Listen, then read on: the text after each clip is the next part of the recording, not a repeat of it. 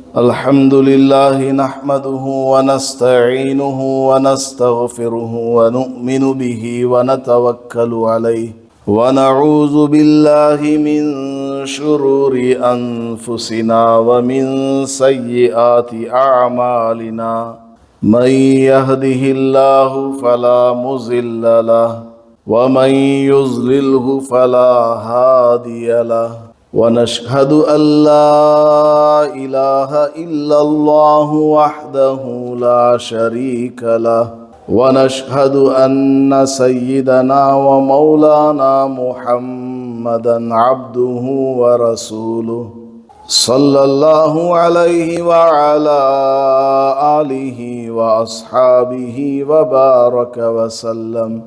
ہفتہ واری مستورات کے اجتماع میں تشریف لائی ہوئی تمام ماؤں اور بہنوں سے گزارش ہے کہ توجہ کے ساتھ پوری بات سماعت فرمائیں۔ سب سے پہلے بسم اللہ الرحمن الرحیم کے فضائل کچھ آپ کے سامنے بیان کروں گا، اس کے بعد سبق نمبر 2 آپ کو دیا جائے گا۔ یہ ساری کی ساری کائنات، یہ دنیا، یہ چاند سورج، زمین و آسمان، یہ سب کچھ اللہ کا بنایا ہوا ہے۔ اللہ تبارک و تعالی اس کا خالق ہے، مالک ہے۔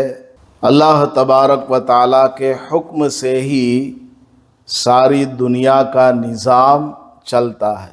ہمارے استاذ حضرت مولانا مفتی خلیل الرحمن صاحب دامت برکاتہم العالیہ ہمیں فرمایا کرتے تھے، اور غالباً حدیث میں بھی اس طرح کی بات ہے کہ جب کوئی بندہ بیمار ہو اور وہ اپنے علاج کے لیے کوئی دوائی کھائے، دوائی منہ میں رکھا اور اس کو پینے جا رہا ہے، تو وہ دوائی پیٹ میں جانے سے پہلے اللہ تعالیٰ سے اجازت مانگتی ہے، اے اللہ میں اس بندے کے پیٹ میں جا کر فائدہ پہنچاؤں یا خاموش رہوں یا پھر نقصان کروں۔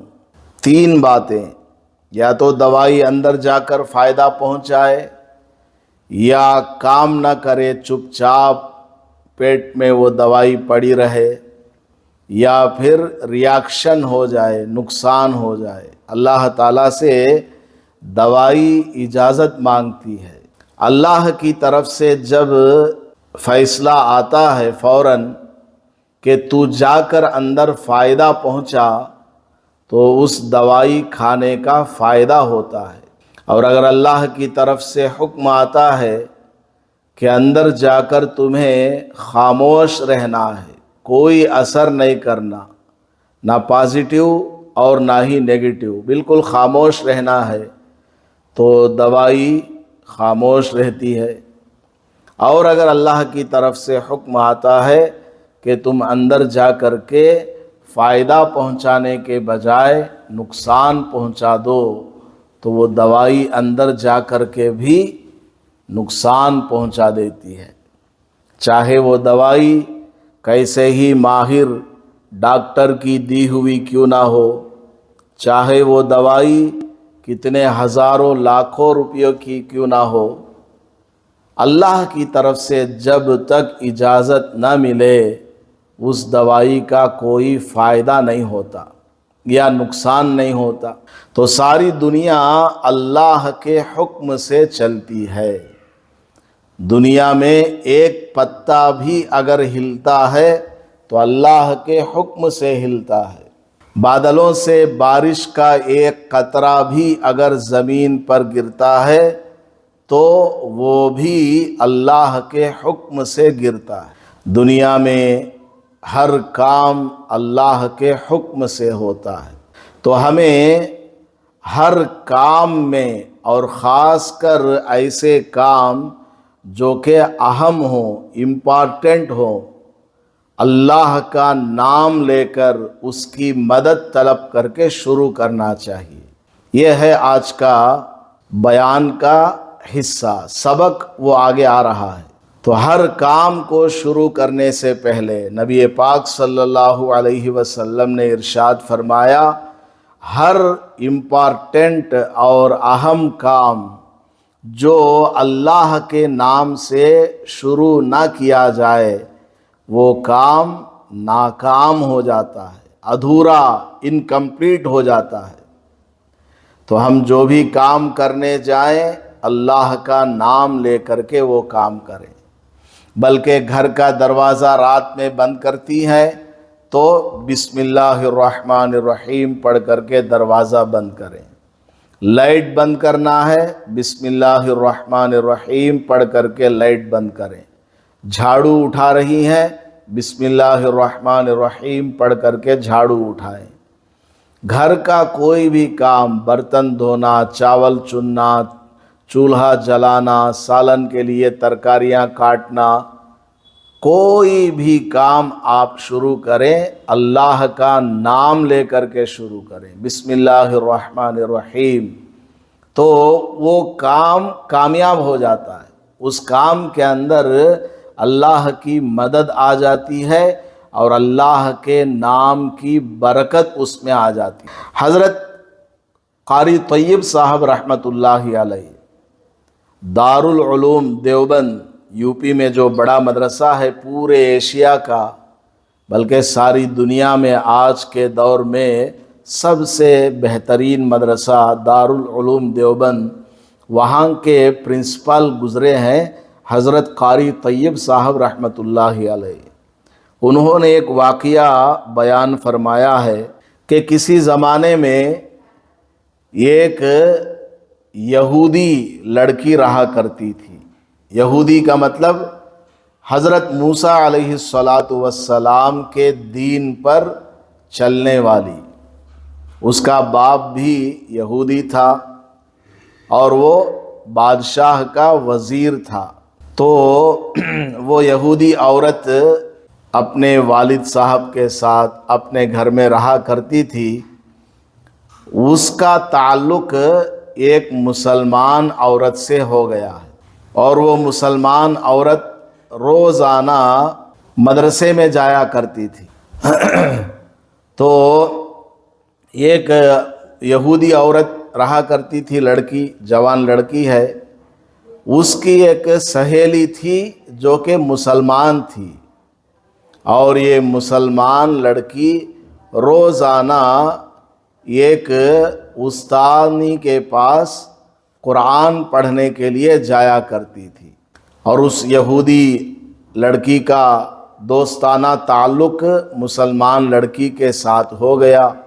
تو اس یہودی لڑکی نے ایک مرتبہ مسلمان لڑکی سے کہا کہ تم روزانہ کسی استانی کے پاس، معلمہ کے پاس پڑھنے جاتی ہو، آج مجھے بھی لے چلو، میں بھی دیکھتی ہوں کہ تم کو وہاں کیا پڑھایا جاتا ہے اور تم کیا سیکھتی ہو۔ مسلمان لڑکی نے کہا ٹھیک ہے چلو میرے ساتھ۔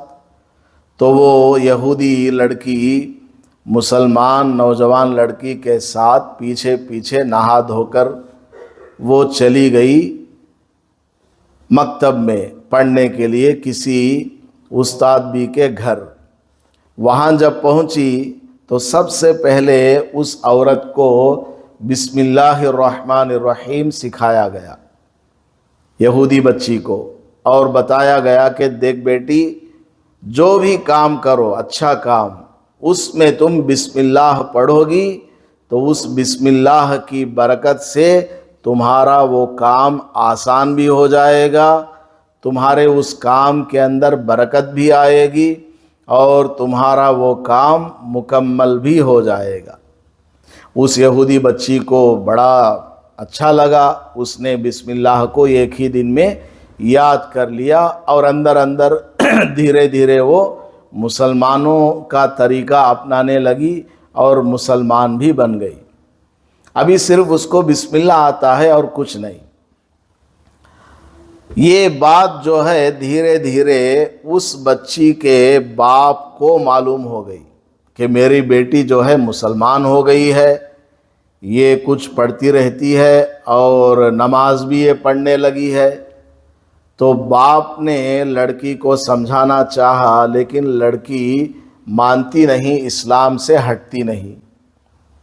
باپ نے ایک مرتبہ پلان بنایا کہ بیٹی کے دل میں جیل جانے کا ڈر بٹھائیں گے یا پھر سزائے موت کا ڈر بٹھائیں گے، تب جا کر کے یہ بیٹی سدھرے گی اور اسلام سے پھر جائے گی۔ تو اس بیٹی کا جو باپ تھا یہودی، وہ بادشاہ کا وزیر تھا۔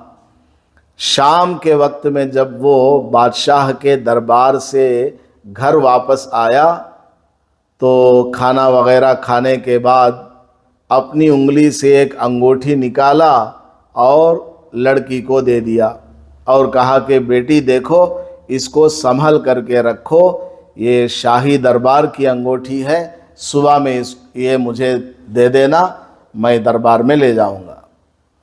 اب بیٹی نے اس کو لے لیا، اپنے جیب میں اس نے رکھ لیا۔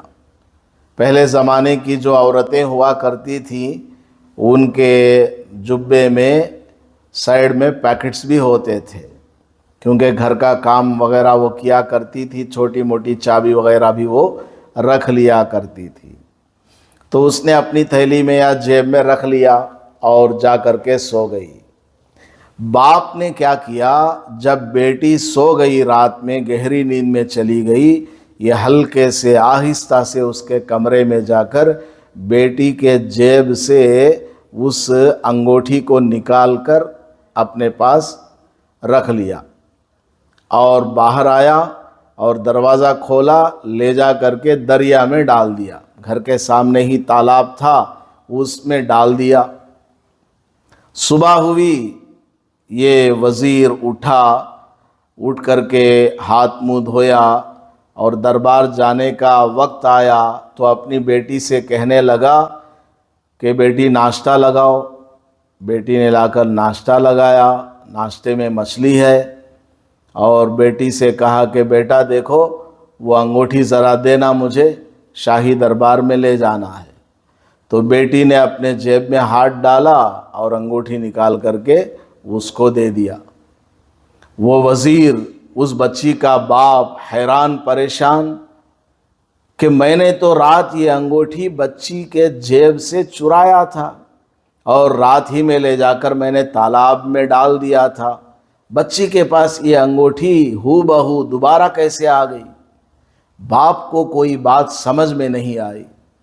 اب باپ بیٹی سے پوچھے کہ بیٹی تمہارے پاس یہ انگوٹھی کہاں سے آئی، تو بیٹی پوچھے گی کہ ابو آپ نے ہی رات میں دی تھی، سوال کیوں کر رہے ہو؟ تو مجھے پھر اپنی چوری بیان کرنی ہوگی۔ اگر چوری بیان نہیں کروں گا، خاموش انگوٹھی لے کر کے چلا جاؤں گا، تو پھر مجھے وہ راز کیسے معلوم ہو؟ میں نے اپنے ہاتھوں سے یہ انگوٹھی لے جا کر کے تالاب میں ڈال دیا تھا، اب بچی کے ہاتھ میں یہ انگوٹھی دوبارہ کس طرح سے آ گئی؟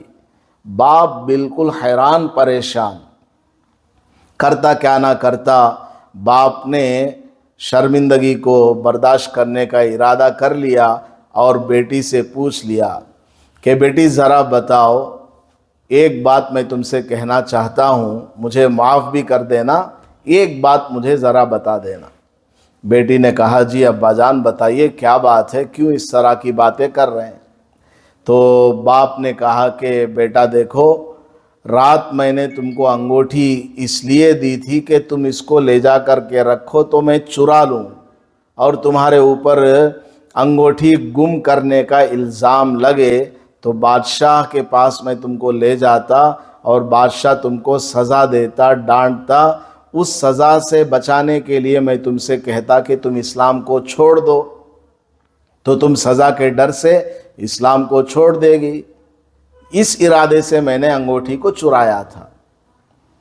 تو بیٹی نے کہا کہ ابا جان مجھے بالکل نہیں معلوم کہ آپ کمرے میں کب آئے، انگوٹھی کب لیے اور کب کیسے آپ نے چوری کی۔ البتہ ایک بات میری سمجھ میں نہیں آئی وہ کیا ہے کہ صبح ہی صبح ایک مچھیارا آیا، فشر مین، مچھلی پکڑنے والا، آ کر کے دروازہ کھٹکھٹایا اور میں نے دروازہ کھولا تو کہنے لگا کہ میں مچھیارا ہوں، کبھی کبھار یہاں مچھلی پکڑتا ہوں، تو وزیر صاحب کو بھی ایک مچھلی ہدیہ دینے کے لیے آیا ہوں۔ تو وہ مچھیارا ایک مچھلی دے کر کے گیا، اور وہ مچھلی میں نے سوچا کہ اس کو ناشتے میں پکا لوں۔ جیسے ہی وہ مچھلی میں لے کر گئی اور اس کو میں نے کاٹا تو دیکھتی کیا ہوں کہ رات جو آپ نے مجھے انگوٹھی دی تھی، ہو بہو وہی انگوٹھی مچھلی کے پیٹ میں سے نکل آئی۔ اب میں نے اپنی جیب میں ہاتھ ڈالا تو جیب میں انگوٹھی نہیں۔ مجھے سمجھ میں نہیں آئی بات کہ میری جیب کی انگوٹھی مچھلی کے پیٹ میں کس طرح چلی گئی۔ خیر میں نے اس کو صاف کر کے جیب میں رکھ لیا اور آپ کو مچھلی کا سالن بنا کر دے دیا۔ اب مجھے سمجھ میں آیا کہ رات آپ نے وہ میرے جیب سے انگوٹھی نکالی تھی اور تالاب میں لے جا کر کے پھینک دیا تھا۔ مچھلی نے اس انگوٹھی کو نگل لیا اور مچھیارے نے، فشر مین نے صبح میں لا کر وہی مچھلی ہمیں ناشتے میں لا کر کے دے دیا، پکا لو کر کے۔ اب مجھے اور زیادہ اسلام کے اوپر یقین اور بھروسہ آ گیا ہے۔ وزیر نے پوچھا اس لڑکی کے باپ نے کہ بیٹا تم کو اسلام پر اور زیادہ بھروسہ کیوں آ گیا؟ تو بیٹی نے کہا کہ میں اپنی سہیلی کے ساتھ جس وستاد بی کے پاس پڑھنے جاتی ہوں، انہوں نے کہا تھا کہ بیٹی جب بھی کوئی اہم کام کرو بسم اللہ پڑھ کر کے کیا کرو، وہ کام تمہارا مکمل ہو کر کے رہے گا۔ رات آپ نے مجھے وہ انگوٹھی دی اور کہا کہ یہ انگوٹھی شاہی دربار کی ہے، صبح میں آپ مجھ سے واپس لینے والے ہیں۔ تو جیسے ہی میں نے انگوٹھی کو جیب میں رکھا تو بسم اللہ پڑھ کر کے رکھا تھا، اور میں گھر کا جو بھی کام کرتی ہوں تو بسم اللہ پڑھ کر کے کیا کرتی ہوں۔ تو اس بسم اللہ پڑھنے کی برکت سے اگرچہ آپ نے انگوٹھی کو چرایا اور لے جا کر کے تالاب میں ڈال دیا، لیکن اللہ پاک نے بسم اللہ پڑھنے کی برکت سے اس انگوٹھی کو مچھلی کے پیٹ میں پہنچا دیا، اور صبح ہی صبح مچھیارے کے جال میں وہ مچھلی آئی، اور مچھیارے کے دل میں اللہ نے بات ڈالی کہ یہ فلاں مچھلی لے جا کر کے وزیر کے گھر میں ہدیہ دے دینا، اور اس طرح وہ مچھلی میرے ہاتھ تک آئی اور میں نے اس کو کاٹا تو اس کے اندر سے وہ انگوٹھی نکل آئی۔ بتائیے ابو، اسلام کی اس سے زیادہ بڑی بہترین دلیل آپ کو اور کیا چاہیے اسلام کی سچائی پر؟ تو بسم اللہ الرحمن الرحیم پڑھ کر کے کوئی بھی کام آپ شروع کریں، انشاءاللہ اگر وہ کام اچھا ہے، صحیح ہے، اور آپ کا ایمان مضبوط ہے، اللہ تعالیٰ آپ کی زبان سے نکلے ہوئے اس بسم اللہ کی وجہ سے، اس اللہ کے نام کی برکت سے اللہ پاک آپ کے کام کو پورا کر دیتا ہے۔ تو آج سے آپ لوگ ارادہ کر لیجئے، ہم جو بھی کام کریں گے بسم اللہ پڑھ کر کے کریں گے۔ گھر میں جاتی ہیں، دروازہ کھولتی ہیں، دروازہ بند کرتی ہیں، سامان اٹھانا، رکھنا، پکانا، جھاڑنا، بچوں کو اسکول بھیجنا، گاڑی میں بٹھانا، جو بھی کام آپ کریں گی ہر کام میں، حتیٰ کہ آپ کے پاس فون آتا ہے، فون آیا، اب آپ اٹھا رہی ہیں، اٹھا کر بات کرنا چاہتی ہیں، تو اٹھاتے وقت بھی بسم اللہ الرحمن الرحیم پڑھیں اور فون کو اٹھائیں اور بات کریں، اس میں بھی اللہ تعالیٰ آپ کی بات میں بھی برکت کو ڈال دے گا۔ آپ یہ عمل کر کے دیکھیں بسم اللہ والا، 40 دن تک آپ کر کے دیکھیں، روزانہ ہر کام میں آپ کو بسم اللہ پڑھنا۔ کوئی آپ سے لڑنے جھگڑنے بحث کرنے بھی آئے، بسم اللہ الرحمن الرحیم پڑھ کر پھر اس سے بات چیت کرنا، انشاءاللہ آپ کی زبان کے اندر تاثیر آئے گی، آپ کی بولی کے اندر تاثیر آئے گی، اور سامنے والے کا دل نرم ہوگا، آپ کی بات کو ماننے والا بن جائے گا۔ کسی اسکول میں، کسی آفس میں، کسی جگہ دستخط کرنا ہے، بسم اللہ الرحمن الرحیم پڑھ کر کے سائن کریں۔ بسم اللہ الرحمن الرحیم پڑھ کر کے آپ سارے کام کریں، انشاءاللہ بڑا فائدہ ہوگا۔ تو آج سبق سے پہلے میں نے آپ کو یہ اہم بات بتائی ہے، اس کو آپ یاد رکھ لیں اور اپنی زندگی کا آپ یہ معمول بنا لیں، اور گھر کی بچیوں کو بھی کہیں کہ تمہیں بھی بسم اللہ الرحمن الرحیم کی عادت ڈالنی ہے۔ اسکول جب جاؤ تو بسم اللہ پڑھو، کلاس روم میں انٹر ہونے لگو تو بسم اللہ پڑھو، کتاب کھولو تو بسم اللہ پڑھو، کچھ لکھنے جاؤ تو بسم اللہ پڑھو، کچھ یاد نہیں آ رہا ہے تو بسم اللہ پڑھو، انشاءاللہ بڑا فائدہ ہوگا۔ یہ واقعہ آپ لوگوں کو میرے خیال سے سمجھ میں آ گیا ہوگا۔ بہت ساری ماؤں کو بسم اللہ کا تلفظ نہیں آتا، صحیح پروننسیشن نہیں آتا، اس لیے میں ایک دو مرتبہ کہلواتا ہوں، آپ لوگ آہستہ آہستہ سے پڑھیں۔ بسم اللہ الرحمن، یہ اس میں غلطی کرتی ہیں، الرحمن بول لیتی ہے، مان آخر میں نون نہیں بولنا، الرحمن الرحیم، بسم اللہ الرحمن الرحیم، اب پورا ملا کر کے بسم اللہ الرحمن الرحیم، بسم اللہ الرحمن الرحیم۔ اس کو پڑھتے ہوئے بھی دل میں یہ خیال ہونا چاہیے کہ میں اللہ کا نام لے رہی ہوں جو کہ رحمان ہے، بہت بڑا مہربان ہے اور رحیم ہے، ہمارے اوپر رحم کرنے والا ہے۔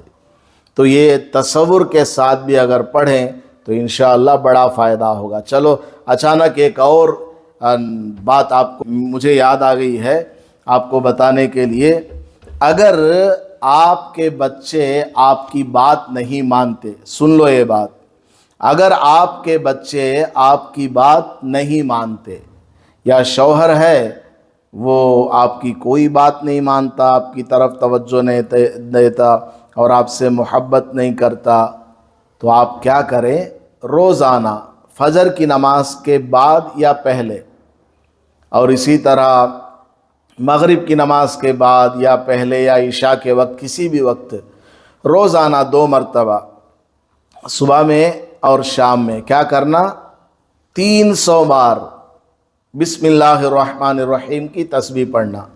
تسبیح لے لیجئے، اس میں 100 دانے ہوتے ہیں، اس کو 3 بار پڑھ لیجئے، بسم اللہ الرحمن الرحیم، بسم اللہ الرحمن الرحیم، بسم اللہ الرحمن الرحیم، اس طرح 300 بار پڑھ لیجئے اور دعا کیجئے۔ صبح میں بھی دعا کریں، رات میں بھی دعا کریں، اے اللہ میرا شوہر میری بات نہیں مانتا، گھر کا خرچہ نہیں اٹھاتا، فلاں سامان لا کر کے نہیں دیتا، ہماری ضرورتوں کو پورا نہیں کرتا، کام پر وقت پر نہیں جاتا، اس طرح دعا کیجئے، اللہ اس کو سدھار دے، اس کو نیک توفیق عطا فرما، نماز کو نہیں جاتا، وہ سنت کے مطابق نہیں رہتا، اس طرح آپ دعا کر لیجئے۔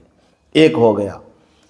پھر دن بھر آپ اپنے شوہر کو کھانے کے لیے کوئی چیز دیں، پینے کے لیے کوئی چیز دیں، چائے ہے، دودھ ہے، پانی ہے، میٹھا ہے، چاول ہے، اس کے اوپر 21 ٹائمز 20 پر 1 مرتبہ بسم اللہ الرحمن الرحیم پڑھنا ہے، بسم اللہ الرحمن الرحیم، بسم اللہ الرحمن الرحیم، بسم اللہ الرحمن الرحیم 21 ٹائمز پڑھنا ہے، کھانے پر، پانی پر، چائے پر، دودھ پر، بسکٹ پر، بچے اگر ہیں تو چاکلیٹ پر، بچوں کے لیے بھی دعا کر لیجئے صبح میں شام میں۔ تو اس طرح 20 پر 1 مرتبہ پڑھ کر کے دم کر کے وہ کھلانا، شوہر کو کھلاؤ، بچوں کو کھلاؤ۔ اگر آپ کو بھی وہ کھانا پڑ جائے، وہ پانی آپ کو بھی پینا پڑ جائے، کوئی فرق نہیں پڑتا، آپ بھی پی سکتی ہیں۔ تو اس طرح اگر آپ صبح شام پڑھ کر اور کھانے پر 20 پر 1 مرتبہ دم کر کے دیا کریں گی، انشاءاللہ چند دنوں میں آپ کا شوہر آپ کی جائز بات ماننے لگے گا۔ اللہ کو بھی معلوم ہے نا کہ کون سی بات منوانی ہے اور کون سی نہیں۔ اسی طرح آپ کے بچے نافرمان ہیں، بات نہیں مانتے، وہ بچے بھی انشاءاللہ سدھر جائیں گے۔ تو یہ بھی بات اچانک یاد آ گئی تو میں نے آپ کو بتا دیا ہے۔ اب سبق نمبر 2 شروع ہو رہا ہے، اس کو آپ اچھی طرح سن لیجئے۔ اس سے پہلے سبق نمبر 1 آپ کو دیا گیا اور آپ کے سامنے پرنٹ آؤٹ بھی میں نے لا کر کے رکھا ہے، وہ انشاءاللہ آپ کو تقسیم کیا جائے گا۔ انگلش میں بھی ہے، رومن انگلش، اور اردو میں بھی ہے۔ جن کو اردو چاہیے وہ اردو لے لیں، جن کو انگلش میں چاہیے وہ انگلش میں لے لیں۔ اور دوسری بات کیا، سبق نمبر 2 ابھی میں نے پرنٹ نہیں کیا ہے، نیکسٹ ہفتے سے انشاءاللہ میں کیا کروں گا، جو سبق پڑھاؤں گا وہ پہلے ہی آپ کو دے دیا کروں گا، تاکہ جیسے ہی میں پڑھاؤں تو آپ بھی پیپر کے اندر اس سبق کو ایک مرتبہ دیکھ لیں، دیکھ کر کے سنیں، تو انشاءاللہ آپ کا پروننسیشن بھی صحیح ہو جائے گا اور آپ کو اردو پڑھنا بھی آ جائے گا۔ تو اگلے ہفتے سے انشاءاللہ تیسرے سبق سے ایسا کروں گا۔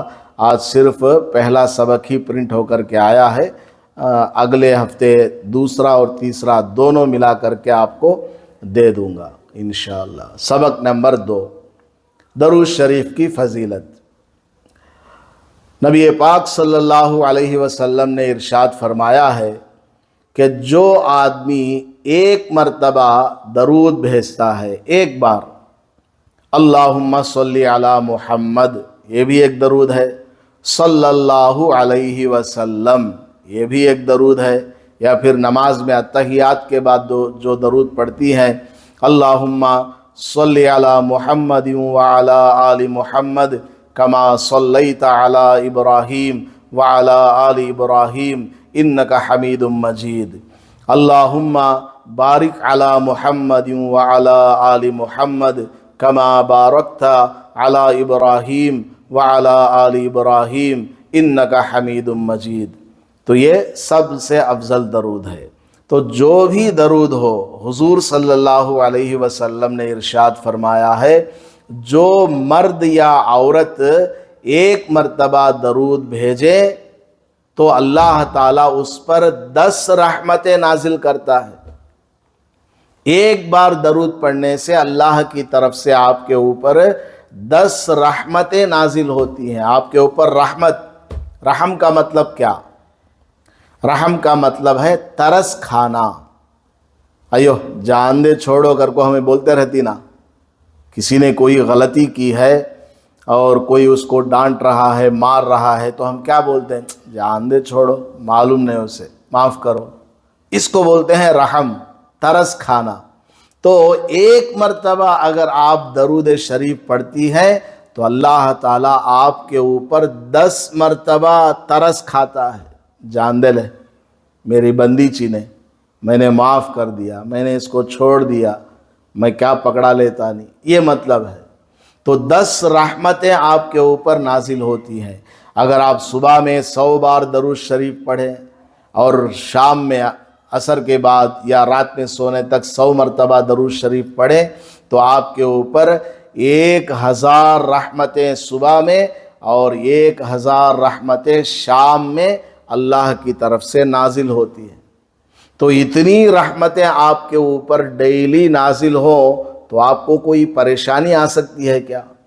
یا پریشانی آ بھی جائے آزمائش کے لیے، اللہ کی طرف سے امتحان کے طور پر کوئی مصیبت آ بھی جائے، آپ کو سکون ملے گا، چین ملے گا کہ میرا اللہ ہے، مجھے وہ بچا لے گا، میری وہ مدد کرے گا۔ آپ کو ہمت آ جائے گی، کیونکہ میں نماز پڑھنے والی ہوں، قرآن پڑھتی ہوں، درود شریف پڑھتی ہوں۔ تو ایک مرتبہ درود پڑھنے کی فضیلت یہ ہے کہ آپ کے اوپر 10 رحمتیں نازل ہوتی ہیں اور آپ کے 10 صغیرہ گناہ، چھوٹے گناہ معاف ہو جاتے ہیں آٹومیٹیکلی۔ چھوٹے گناہ 10 گناہ آپ کے معاف ہو جاتے ہیں، بڑے گناہ اس کے لیے توبہ کرنا۔ 10 گناہ آپ کے معاف ہو گئے ایک بار درود پڑھنے پر، اور اس کے 10 درجات اللہ تعالیٰ بلند کر دیتا ہے۔ آپ کی ڈگری 10 ڈگری بڑھ جاتی۔ جنت میں جانے کے لیے جنت میں سٹیجز ہیں، تو ایک بار درود شریف پڑھنے سے آپ کے 10 سٹیجز بڑھ جاتے ہیں، 10 سیڑھی آپ اوپر چلے جاتے جنت میں۔ اتنی بڑی فضیلت ہے درود پاک پڑھنے پر، تو آپ اس کا معمول بنائیں۔ اور مسنون دعا، صبح میں اٹھتے ہی کیا دعا پڑھنا ہے وہ میں نے گزشتہ سبق میں بتایا ہے، کیونکہ ہمارا جو کام شروع ہوتا ہے وہ دن سے شروع ہوتا ہے، صبح ہونے سے شروع ہوتا ہے، اس لیے صبح سے لے کر کے میں چل رہا ہوں سبق میں۔ تو صبح اٹھتے ہی آپ نے دعا پڑھ لی، الحمدللہ الذی احیانا بعدما اماتنا والیہ النشور۔ اس کے بارے میں سب میں نے ڈیٹیل سے گزشتہ ہفتے بتا دیا ہے۔ اب صبح اٹھتے ہی آدمی کو ضرورت کے لیے جانا پڑتا ہے، پیشاب پاخانے کے لیے جانا پڑتا ہے۔ نبی پاک صلی اللہ علیہ وسلم نے ارشاد فرمایا ہے کہ پیشاب پاخانہ کرنے کی جگہ خبیث جنات ہوتے ہیں۔ پیشاب پاخانہ کرنے کی جو جگہ ہے وہاں پر خبیث ہوتے ہیں، گندے قسم کے شیاطین وہاں پر ہوتے ہیں۔ ویسے اگر کو کان تو ڈر جا کو باتھ روم جانا چھوڑ ڈالیں گے وہ آپ کو مجھے نظر نہیں آتے، وہ آپ کو مجھے نظر نہیں آتے، وہ اندرونی طور پر آپ کے اوپر اثر ڈالتے ہیں۔ وہ گندگی ہے، وہ خبیث بھی گندے ہیں، تو آپ کی فطرت میں بھی گندگی وہ ڈال دیں گے۔ عورت میلی کچیلی رہنا، پاک صاف نہ رہنا، میلی کچیلی، یہ اثرات ہوتے ہیں اس کے علاوہ کچھ نہیں ہوتا۔ تو بیت الخلاء جانے سے پہلے نبی پاک صلی اللہ علیہ وسلم نے تعلیم دی ہے کہ پہلے بسم اللہ پڑھ لو، بسم اللہ الرحمن الرحیم پڑھا، بیت الخلاء سے باہر، باتھ روم سے، چاہے پیشاب کرنے جا رہے ہوں یا پھر لیٹرین کے لیے جا رہی ہوں، باہر ہی کھڑے ہو کر کے پہلے بسم اللہ الرحمن الرحیم پڑھ لینا، اس کے بعد یہ دعا پڑھنا۔ بولیے ایک مرتبہ، اللہم انی اعوذ بک من الخبث۔ بہت ساری عورتیں پڑھتی ہیں من الخبث، با کے اوپر جزم، حالانکہ با کے اوپر پیش ہے، یہ زیادہ صحیح ہے، من الخبث والخبائث۔ آخر میں کیا ہے؟ سا ہے، سا، سین نہیں ہے، سین کے اندر سیٹی کی آواز آتی ہے، اس میں آخر میں سا لفظ ہے۔ تو دعا کیا ہو گئی؟ اللہم انی اعوذ بک من الخبث والخبائث۔ کیا ترجمہ ہے اس کا؟ اے اللہ میں تیری پناہ چاہتا ہوں، یعنی میں تیرے انڈر آنا چاہتا ہوں، میں تیری مدد کو حاصل کرنا چاہتا ہوں خبیث جنات سے، چاہے وہ مرد ہوں چاہے وہ عورت ہو۔ جنات میں بھی مرد ہوتے ہیں اور عورت بھی ہوتی ہے جنات میں۔ تو اے اللہ میں بیت الخلاء جانے سے پہلے خبیث مرد اور عورت جنات سے تیری مدد کو طلب کرتی ہوں، تیری پناہ چاہتی ہوں۔ یہ دعا پڑھ کر کے آپ کو بیت الخلاء کے اندر جانا ہے۔ بچوں کو بھی سکھا دینا ہے کہ دیکھ بیٹا باتھ روم جانے سے پہلے یہ پڑھ کر کے تم کو جانا ہے۔ تو آج اندر داخل ہونے کی دعا ہے یہ بس۔ اس کے بعد نماز کا مسئلہ کیا ہے؟ نماز کا ایک مسئلہ اس سے پہلے بھی میں نے آپ کو بتایا تھا کہ عورتیں جو ہے سینے کے اوپر سینوں تک ہاتھ اٹھائے گی۔ نماز کی جب نیت باندھے، مثال کے طور پر نیت کرتی ہیں میں عصر کی 4 رکعت فرض نماز پڑھتی ہوں واسطے اللہ کے، منہ طرف کعبہ شریف کے، اللہ اکبر، تو عورتوں کو ہاتھ کہاں تک اٹھانا؟ سینے تک اٹھانا ہے، سینے تک اٹھا کر کے عورتوں کو اٹھانا ہے۔ سینوں تک اٹھانے کے بعد ہاتھ کہاں پر رکھنا وہ آج کا مسئلہ ہے۔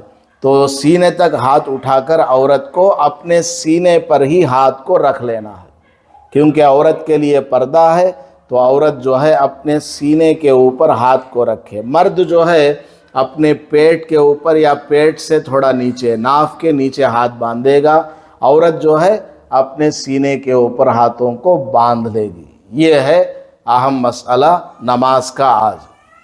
اس کے علاوہ وضو، اس سے پہلے وضو کے فرائض میں نے بتائے تھے، آج کے سبق میں وضو کی سنتیں۔ وضو میں 13 سنتیں ہیں۔ کتنی سنتیں ہیں؟ وضو کے اندر 13 سنتیں ہیں۔ نمبر 1، وضو کی نیت کرنا۔ کس طرح نیت کرنا؟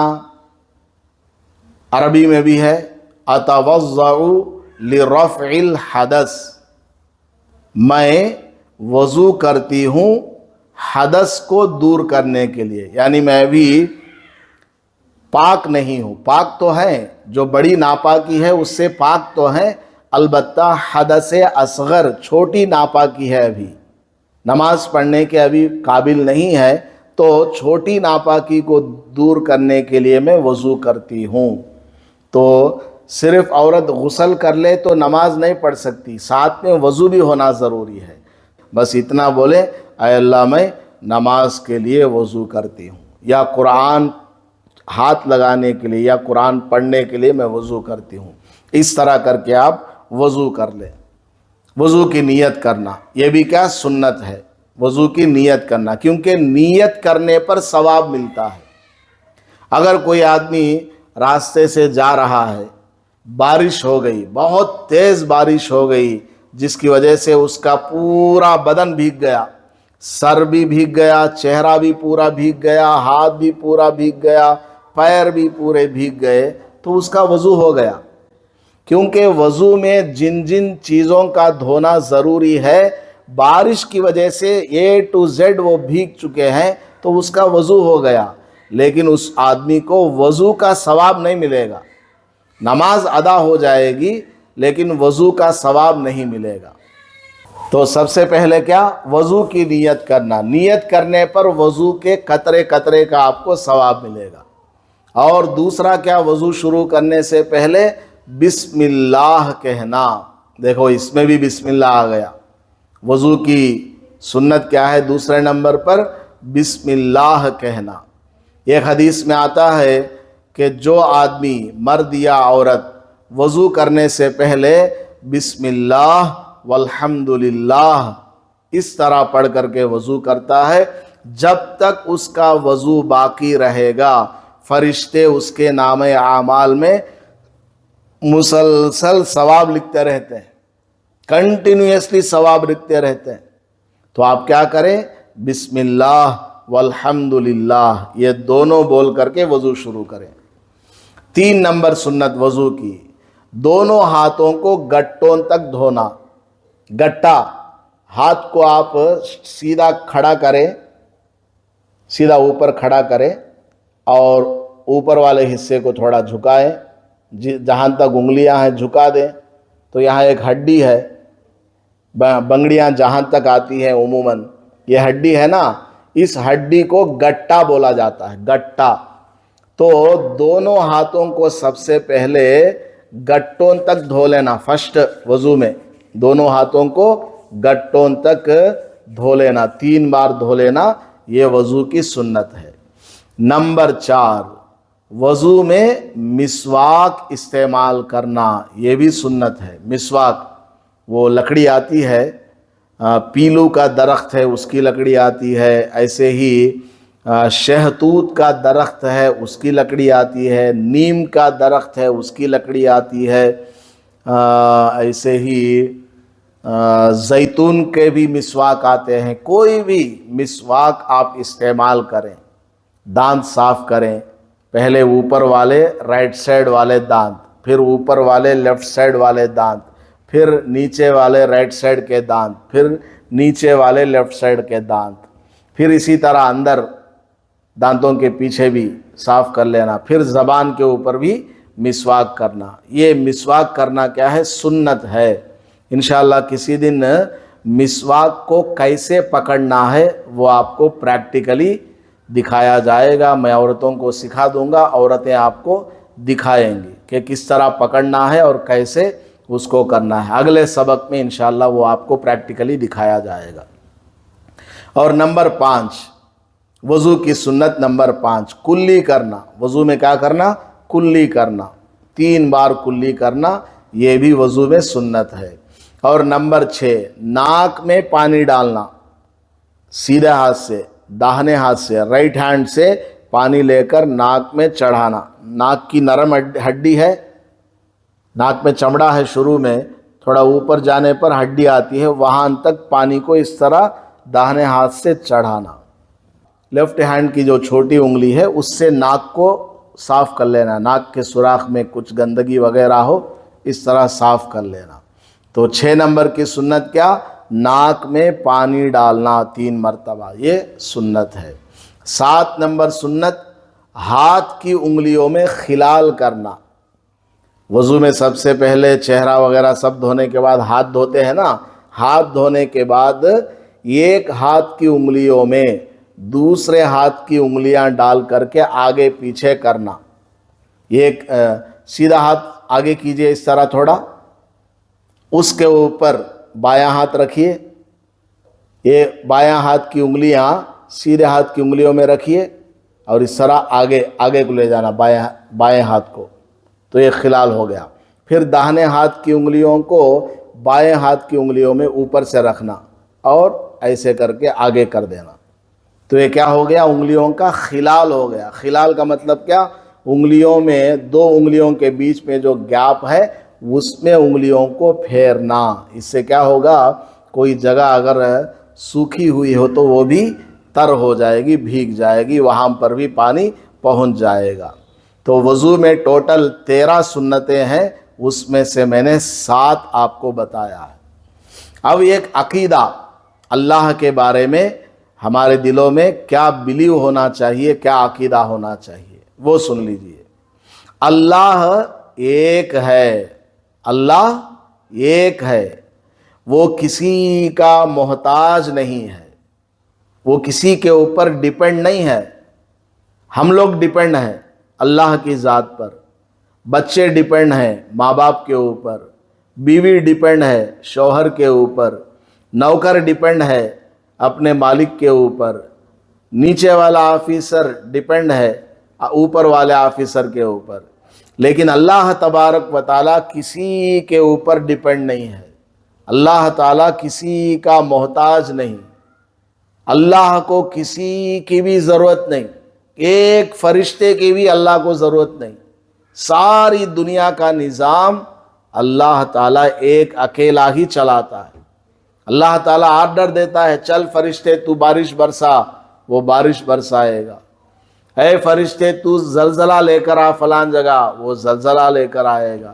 ہواؤں کو چلانے والے فرشتے، روزی تقسیم کرنے والے، بانٹنے والے فرشتے، دعائیں مانگنے والے فرشتے، سب کو اللہ نے ڈیوٹیاں دی ہوئی ہیں. ساری دنیا کا نظام اللہ تعالیٰ خود سے چلاتا ہے. اللہ تعالیٰ کسی کا محتاج نہیں. اللہ کو کسی نے جنم نہیں دیا. ہمیں ہمارے ماں باپ نے جنم دیا. ہمارے ماں باپ کو ان کے ماں باپ نے جنم دیا.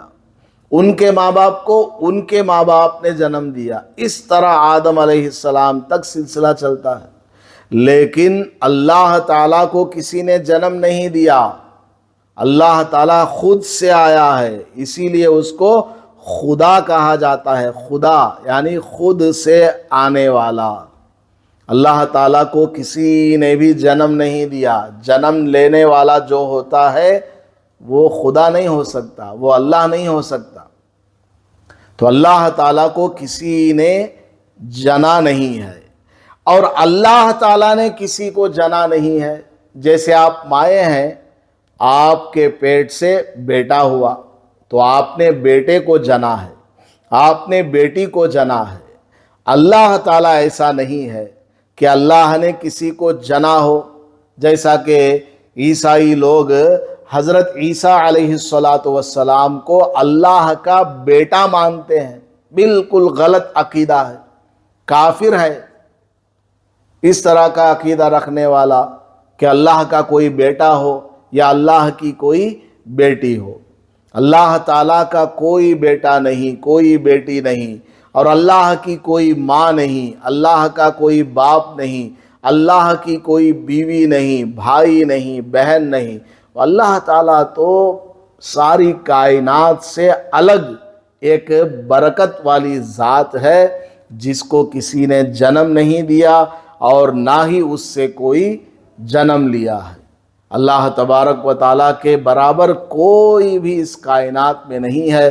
اللہ تعالیٰ خدا ہے، اللہ ہے اپنی جگہ۔ تو یہ آج کا ایک عقیدہ ہے اور ایک سنت۔ نبی پاک صلی اللہ علیہ وسلم کا فرمان ہے، جب تم میں سے کوئی نیند سے بیدار ہو، جب تم میں سے کوئی نیند سے بیدار ہو، صبح آپ اٹھیں 4 بجے 5 بجے، جب بھی آپ کی آنکھ کھلے تو کیا کرنا؟ 3 مرتبہ ناک جھاڑنا۔ ناک ہے نا، یہ ناک، اسے جھاڑنا، اس طرح ناک جھاڑنا، یا انگلیوں سے انگلی اس طرح رکھ کر کے ناک کو جھاڑنا۔ وضو میں بھی یہ کر سکتے ہیں، یا نیند سے اٹھتے ہی ناک کو اس طرح چھڑک سکتے ہیں۔ ناک چھڑک جا رہے بولتی نا، اس طرح کیوں کرنا؟ رسول اکرم صلی اللہ علیہ وسلم نے فرمایا ہے، کیونکہ شیطان انسان کی ناک کے نتھنوں میں، یہ جو سوراخ ہے نا بانسا، شیطان جو ہے انسان کی ناک کے بانسوں میں رات گزارتا ہے۔ اس کا بیڈروم ہے وہ، ہماری ناک کے اندر آ کو شیطان سو جاتا۔ وہ جو ہے صبح میں اٹھنے نہیں دیتا، وہ ناک کے اندر گھسا رہتا ہے۔ بلکہ ایک حدیث میں آتا ہے، جو آدمی فجر کی نماز کے لیے نہیں اٹھتا، فجر کی نماز پڑھے بغیر سوتا رہتا ہے جان بوجھ کر، تو اس کے کان میں شیطان پیشاب کر دیتا ہے۔ اب جو بیکا مردوانے نماز نہیں پڑھتے صبح کی، ان کے کانا میں سب بھی شیطانہ کا پیشاب ہے، تھو تھو تھو تھو۔ وہ ہمیں نظر نہیں آتا۔ شیطان کا پیشاب جو ہے ہمارے کان میں پڑتا ہے۔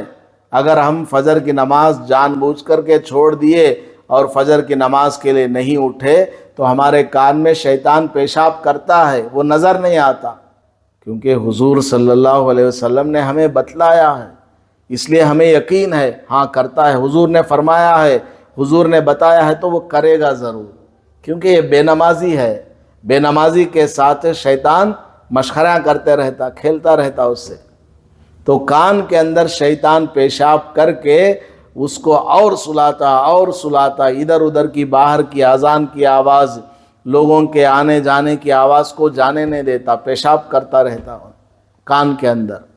اس کے برے اثرات آدمی کے دل و دماغ پر جاتے ہیں۔ تو بہرحال تو آج کی سنت کیا ہے؟ صبح اٹھتے ہی ناک کو 3 مرتبہ جھاڑ لینا، چھڑک لینا، یا تو پانی ڈال کر کے چھڑکیں جیسے وضو میں کرتے ہیں، یا پھر نارملی نیند سے اٹھتے ہی 3 مرتبہ ناک سے ہوا کو باہر خارج کریں، ایسا کر کے ہوا نکالیں۔ انشاءاللہ شیطان کے اثرات فوراً نکل جائیں گے۔ شیطان وہاں ناک کے اندر جو آرام کر رہا ہے، سو رہا ہے، وہ اٹھ کر کے بھاگ جائے گا۔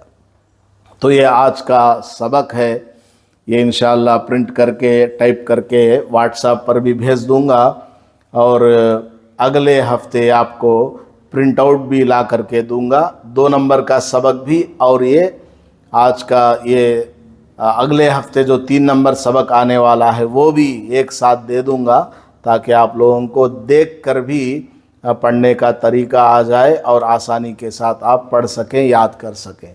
تو جتنی باتیں بتائی گئی ہیں ان میں سے جتنا بھی آپ کو یاد ہو، اپنے گھر جا کر اپنے بچوں کو، بیٹوں کو، بیٹیوں کو، شوہر کو، باپ کو، ماں کو ضرور سنائیں۔ پڑوسن کی کوئی عورت آتی ہے اس کو سنائیں۔ اور آپ لوگ یہاں آتی ہیں تو اگلے ہفتے اکیلی نہ آئیں، ہر عورت یہ ارادہ کرے کہ میری پڑوس کی جو بہن ہے اسے بھی لے جانا، اس کو سمجھانا۔